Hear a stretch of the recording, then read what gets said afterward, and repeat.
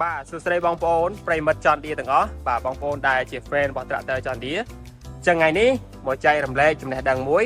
តាក់ទងជាមួយនឹងផ្នែកបច្ចេកទេសបាទក៏ដូចជាការថែទាំចឹងបងប្អូនបាទម៉ាស៊ីនដែលអាចដំណើរការបានគឺដោយសារតែថាមពលបាទវាផលិតថាមពលបាទចឹងម៉ាស៊ីនมันអាចមានតែប្លុកស៊ីឡាំងក៏ដូចជាសេមីពីស្តុងហ្នឹងម៉ាស៊ីនអាចដំណើរការបានទេចឹងវាត្រូវមានប្រព័ន្ធផ្សេងទៀតចូលរួមជាស្ដែងដូចជាប្រព័ន្ធខ្យល់ចូលបងប្អូននេះប្រព័ន្ធខ្យល់ចូលបាទយើងមានឆ្នាំងអ៊ែរយើងមានតម្រងខ្យល់អីចឹងទៅចូលប្រព័ន្ធខ្យល់ចូលគឺជាប្រព័ន្ធដែលបឺតខ្យល់ចូលនៅក្នុងស៊ីឡាំងបាទចឹងតាក់ទងជាមួយនឹងការថែទាំប្រព័ន្ធខ្យល់ចូលនេះប្រៀបដូចជាប្រព័ន្ធខ្យល់ដង្ហើមរបស់យើងដែរបងប្អូនបាទបើសិនជាយើងអត់បានមើលថែទៅលើសំបុកអ៊ែរឲ្យបានត្រឹមត្រូវទេគឺមានផលប៉ះពាល់ទៅដល់ផ្នែកម៉ាស៊ីនខាងក្នុងបាទប្លុកស៊ីឡាំងខាងក្នុងបាទអញ្ចឹងជាក់ស្ដែងបើសិនជាយើងវិញបងប្អូនអានេះដូចជាផ្លូវដង្ហើមអញ្ចឹងកាលណាបើយើងបាទដកដង្ហើមទៅមានទលីអីចូលនៅក្នុងផ្នែកខាងក្នុងបាទធ្វើឲ្យមានបញ្ហាដល់សួតអីចឹងទៅដូចម៉ាស៊ីនដូចគ្នាបងប្អូនអញ្ចឹងការថែទាំនេះគឺសំខាន់មែនតើអញ្ចឹងសូមណែនាំថាច័ន្ទឌីបាទយើងប្រើតម្រងស្ងួត2ជាន់បងប្អូនអញ្ចឹងមានប្រសិទ្ធភាពច្រោះខ្យល់បានរហូតដល់ 99.9% បាទល្អមែនតើមិនឲ្យមានបញ្ហាទៅដល់ផ្នែកម៉ាស៊ីនទេបងប្អូនបាទឲ្យតែបងប្អូនមើលថែបាទទៅលើតម្រងខ្យល់បាទអានេះជាផ្នែកមួយរបស់ម៉ាស៊ីនណាបាទគេហៅថាប្រព័ន្ធខ្យល់ចូលអញ្ចឹង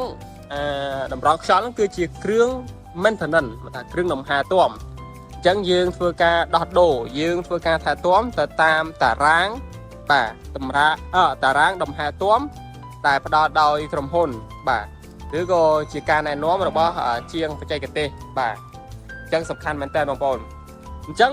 មុននឹងខ្យល់ចូលដល់តម្រងបងប្អូនបាទប្រព័ន្ធសម្អាតរបស់ចន្ទឌីហ្នឹងគឺត្រូវបានខ្យល់ដែលចូលទៅគឺច្រោះបានរហូតដល់ 93% បាទខ្យល់ដែលនៅសល់គឺត្រូវបានច្រោះដោយតម្រងស្ងួត2ជាន់របស់យើងនេះបាទល្អមែនតើបាទតាក់ទងជាមួយនឹង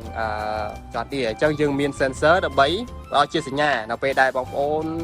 អត់បានឆែកមើលទៅលើសំបុកអ៊ែរបាទអញ្ចឹងវាផ្ដល់បាទផ្ដល់សញ្ញាថា